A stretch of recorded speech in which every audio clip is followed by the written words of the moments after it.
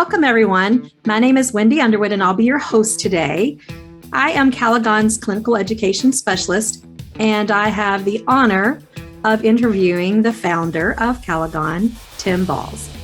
We viewers have the privilege of being able to hear from this wonderful founder and all the great things that are happening at Kalogon today. I know that you all just want to jump right in, so we're going to dive in and welcome, Tim. Great to be here. We're going to start with what motivated you to create a smart cushion for wheelchairs and how that came about in creating Kalogon. Yeah. So, I've been working in the mobility industry for a little over a decade now. I started a nonprofit in high school, and then I've done quite a few research projects and such in the wheelchair space. And so I was, always aware that this was a major need. And then while I was at SpaceX, I kind of realized that I wasn't going to directly, change people's lives. And I saw that we had this massive need that hadn't seen any innovation, at least in the 10 years that I'd really been in the space. And so we went out and interviewed as many people as possible in the space to make sure that we fully understood the need.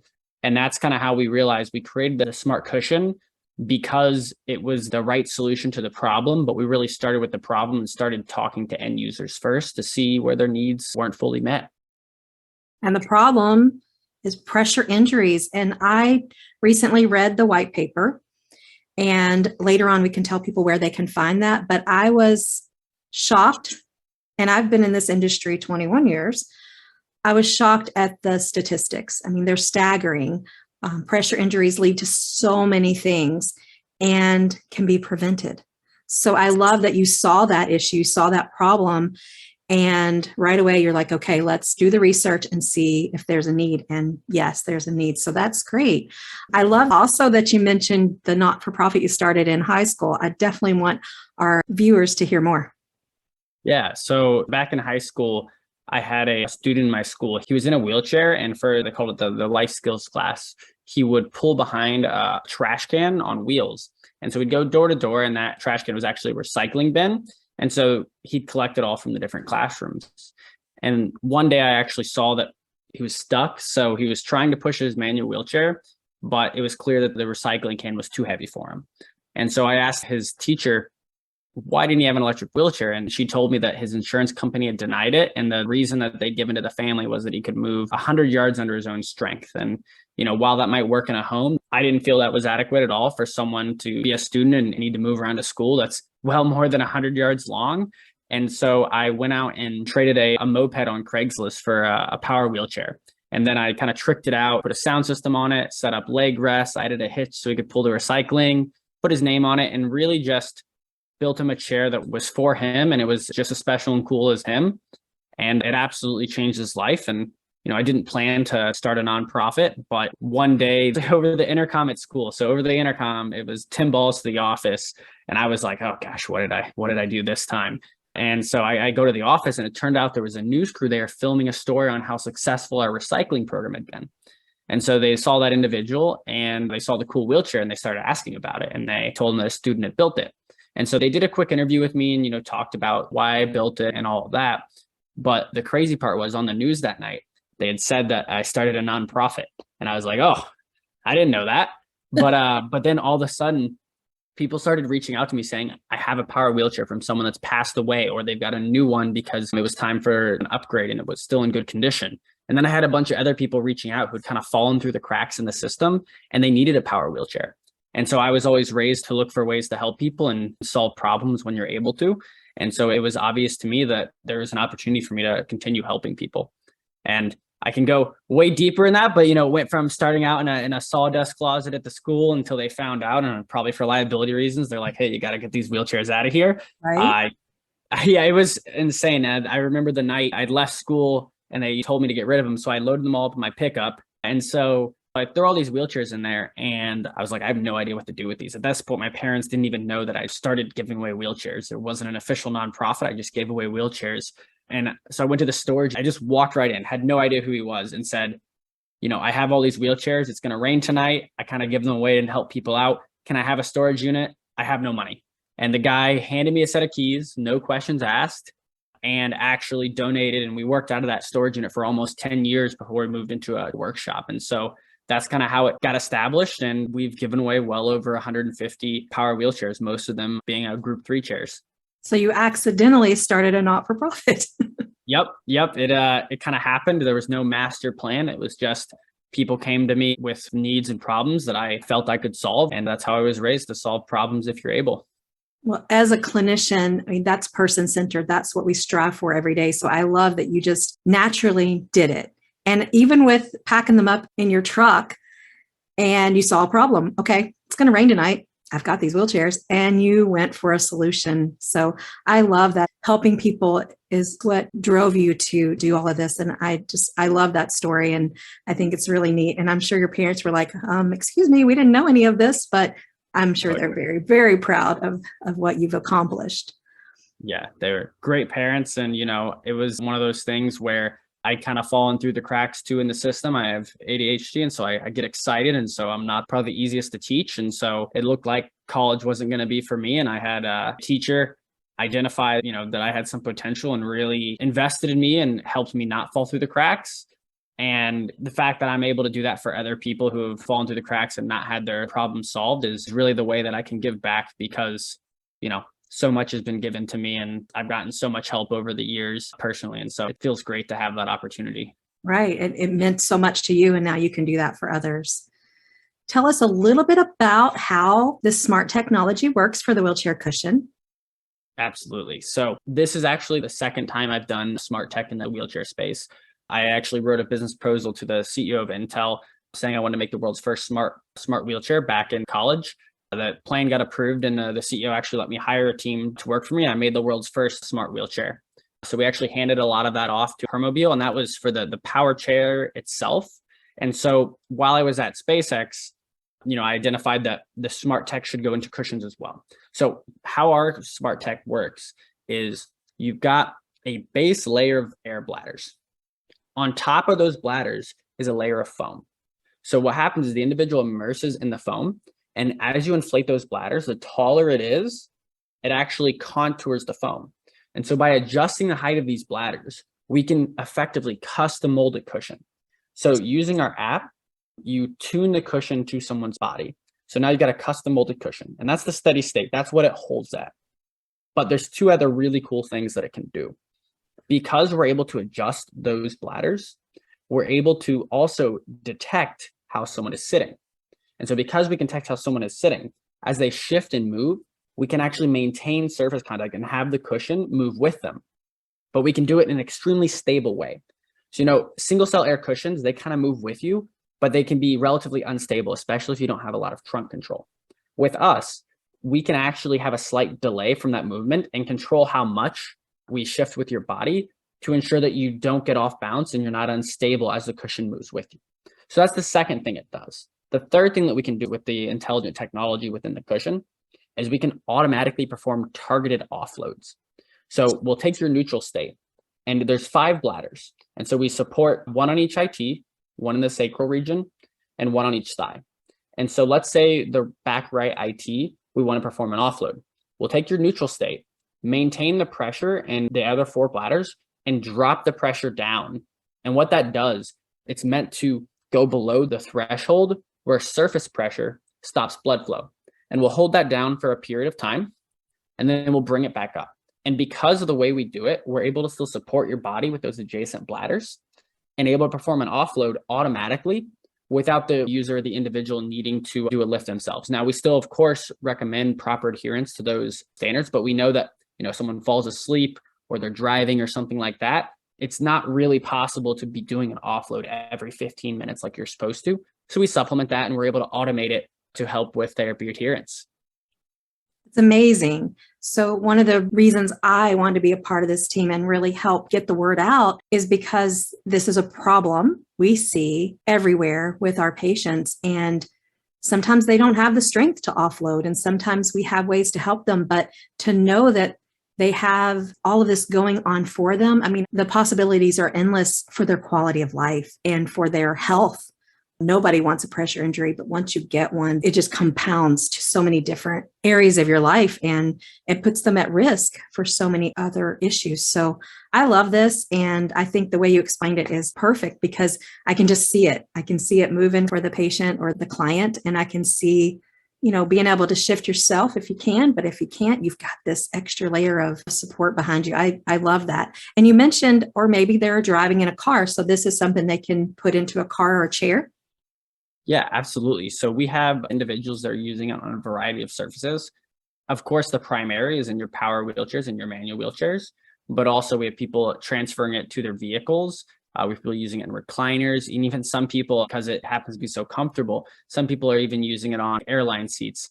They'll set it either on top of, or more often than not, they'll pull the Velcro cushion off of it and use it there. And, while it wasn't like specifically designed for that, we've gotten people reporting to us that it's been quite helpful to them. That's great. I love it.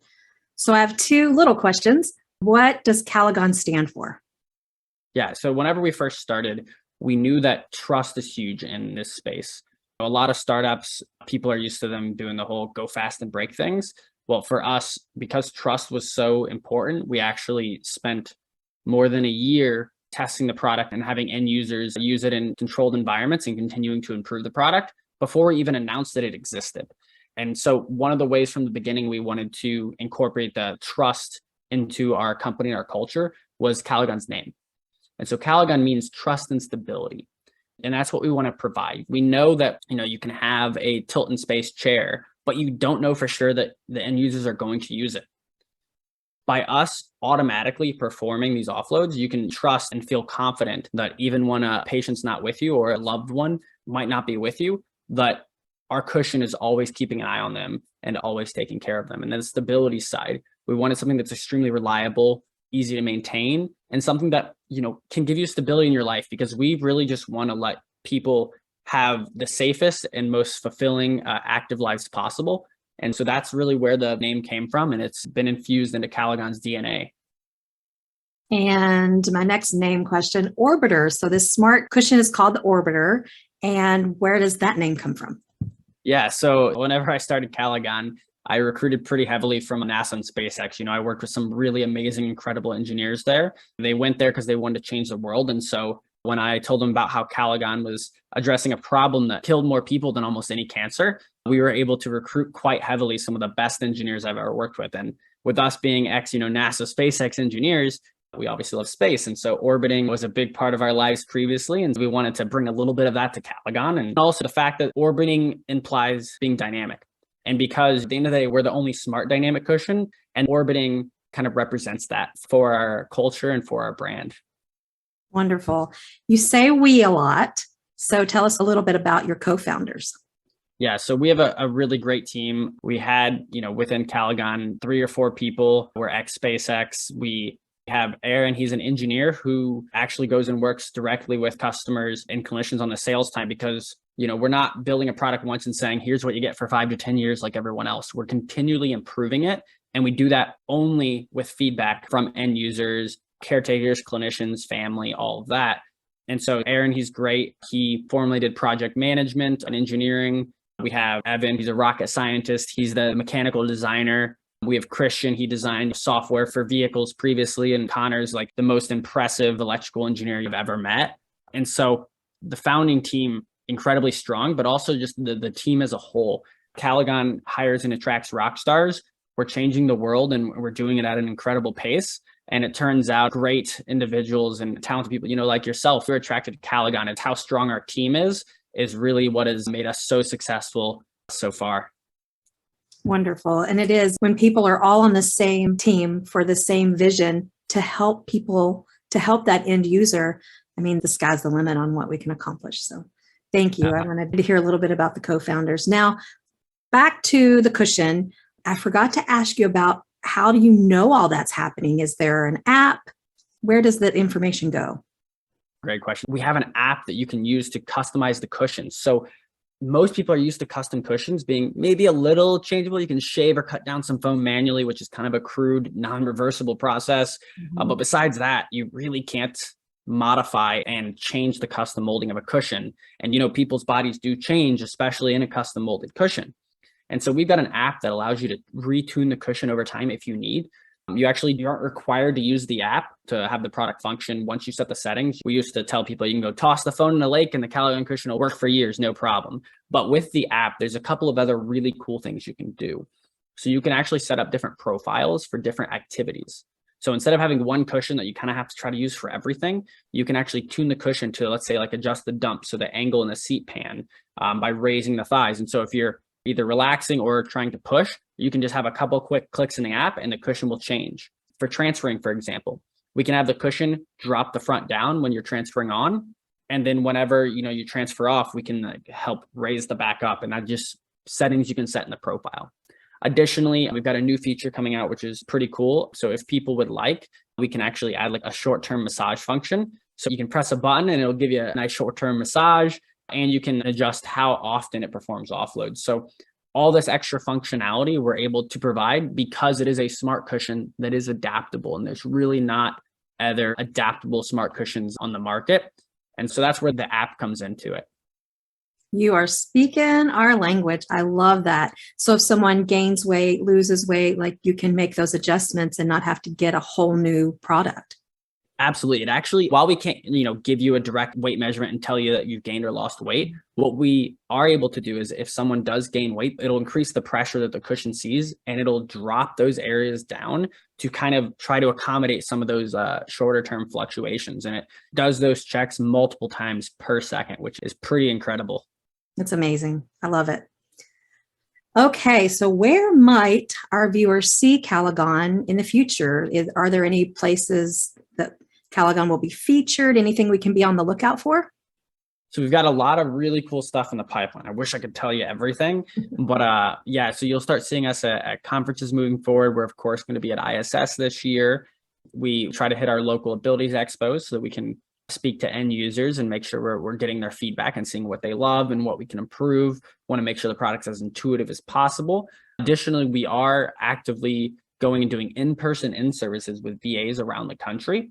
And then from a distributor side, everyone knows all the large distributors. So reach out to your local, NSM, New Motion, Rehab Medical reps and ask about Kalogon, because we will be sold through them quite soon, as long as all the, distribution agreements fall into place like we expect. Great.